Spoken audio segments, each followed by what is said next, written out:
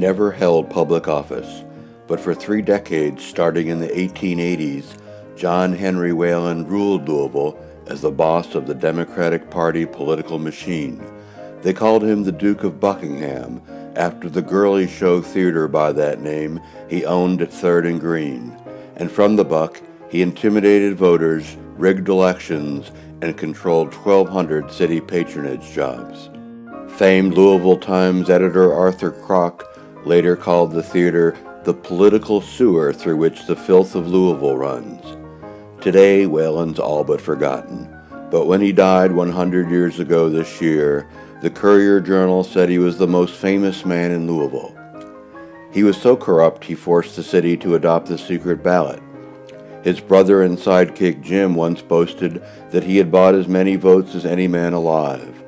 John was accused of bribery and investigated for but never charged with the assassination of Governor William Goebel.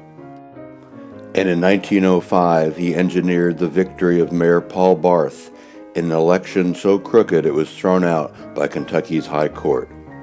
Barth committed suicide. The governor appointed as his replacement a debonair young lawyer named Robert Worth Bingham, the future Courier-Journal publisher and ambassador to England. Whallen scholar Sarah Yates doesn't mince words about his record.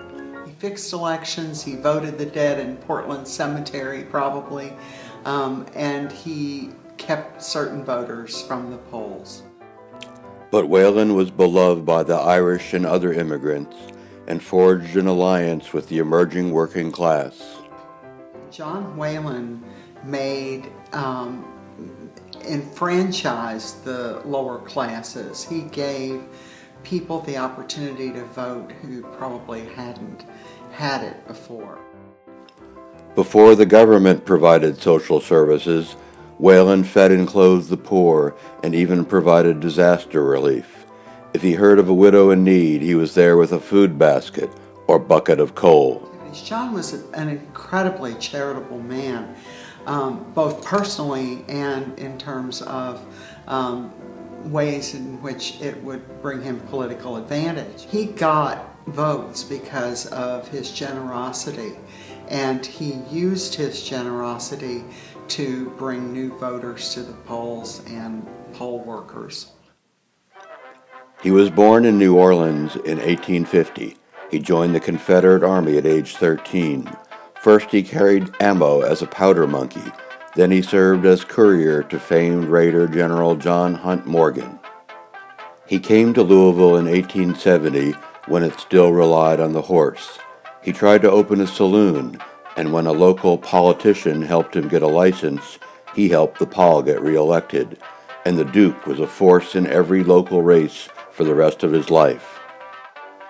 He helped elect his first mayor, Booker Reed, in 1885, and Reed appointed him chief of police. Whallen saved 2 black murder suspects from a lynch mob, but he also used the force to strengthen his machine. He opened the Buck in 1880, serving up cheap beer and scantily clad women.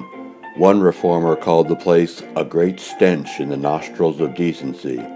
But Whallen brought in fledgling stars like W.C. Fields and Jimmy Durante, and he made so much money he opened a string of burlesque theaters from Kansas City to Brooklyn. He put a black minstrel show on the road, The South Before the War, that gave a start to the 20th century's greatest tap dancer, Bill Bojangles Robinson. In 1907, he opened an amusement park called White City that featured a water coaster that plunged riders into a lagoon. But the ride didn't last long.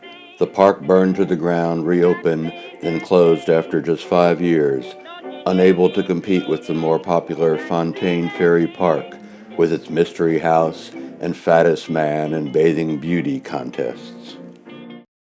Whallen made a political comeback, however, exploiting racial fears to win 2 more mayoral elections in 1909 and 1913.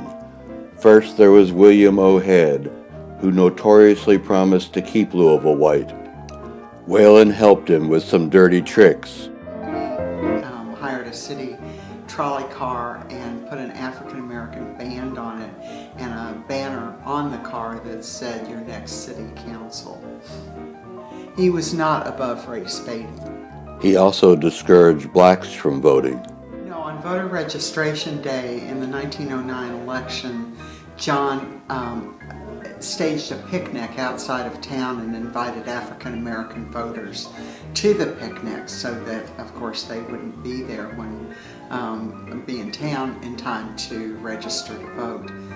In his final election, Whallen helped win a place in City Hall for Mayor John Bushmeyer, who pushed through an ordinance that banned blacks from moving on to mostly white blocks.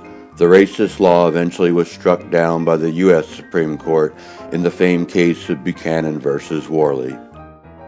But Yates and other historians give Whallen surprisingly high marks.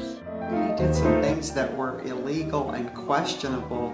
I'd be hard-pressed to call him a crook. He was a machine politician, and he was a good one.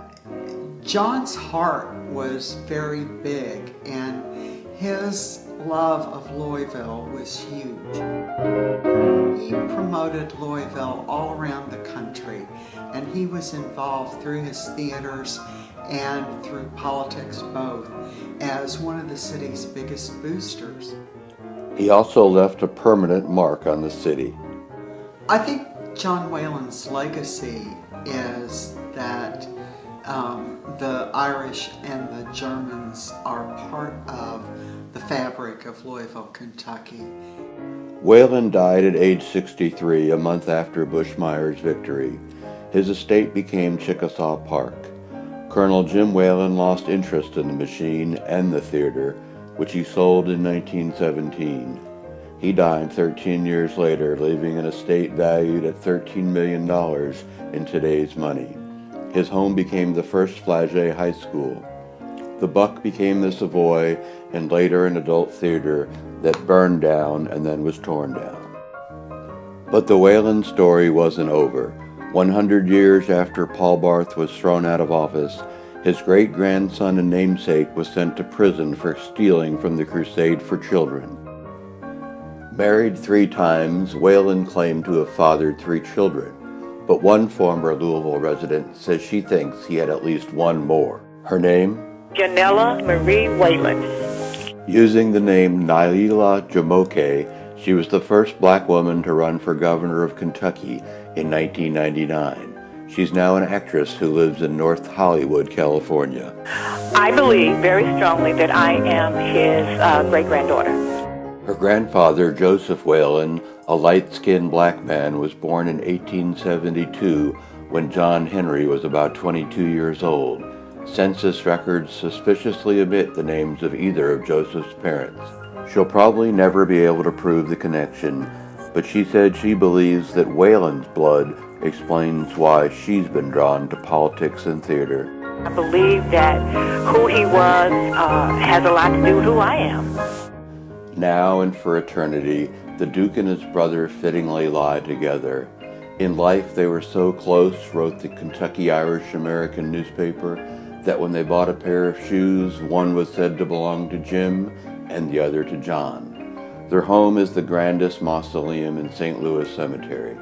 It is the only monument to them in Louisville, and they built it for themselves.